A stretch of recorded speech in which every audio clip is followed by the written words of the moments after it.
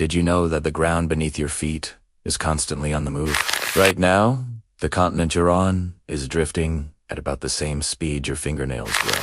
It might not sound like much, but over millions of years, this slow dance has completely reshaped our planet. This is the incredible story of tectonic plates. Imagine the Earth's surface isn't a single solid shell, but a giant jigsaw puzzle made of about a dozen massive pieces and many smaller ones. These pieces are called tectonic plates, and they're floating on a sea of semi-molten rock called the Think of it like crackers floating on a thick, hot soup. So, what makes these massive plates move? The engine driving this whole process is heat from the Earth's core. This heat creates massive convection currents in the mantle, the layer beneath the crust. Hot, less dense, material rises, cools as it nears the surface, and then sinks back down, creating a slow, powerful, circular motion. This movement drags the plates along with it, like a giant, slow-moving conveyor belt.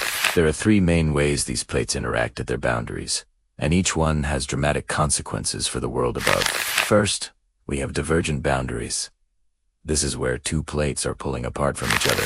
As they separate, magma from the mantle rises to fill the gap, creating new crust.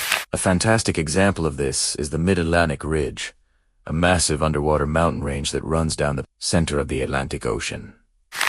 Iceland is actually a part of this ridge that has risen above sea level, which is why it's a hotbed of volcanic and geothermal activity. This process is literally making the Atlantic Ocean wider every year. Next, we have convergent boundaries, where two plates are crashing into each other. What happens next depends on the type of plates involved. When a dense oceanic plate collides with a lighter continental plate, the oceanic plate is forced to slide underneath in a process called subduction. This creates deep ocean trenches, like the Mariana Trench, and fuels volcanic mountain ranges along the coast, such as the Andes in South America.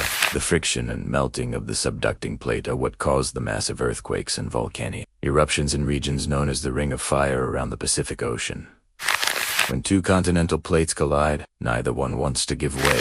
Since they have similar densities, they can't subduct. Instead, they buckle, fold, and push upwards, creating colossal mountain ranges. The most spectacular example of this is the Himalayas, which were formed and are still growing from the collision between the Indian plate and the Eurasian plate.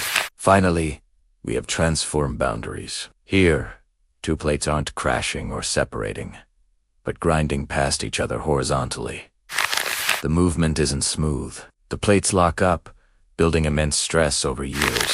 When the stress is finally released, it happens in a sudden, violent lurch, causing powerful earthquakes. California's famous San Andreas Fault is a classic example of a transformed boundary, responsible for the state's frequent tremors.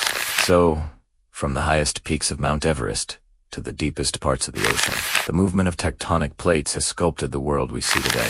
It's a slow, relentless process that has been shaping our planet for billions of years, and will continue to do so for billions more. The ground we stand on might seem solid and permanent, but it's actually part of a dynamic, ever-changing global ballet. Thanks for watching. If you found this journey across the Earth's crust fascinating, don't forget to hit that like button and subscribe for more deep dives into how our world works. See you in the next video.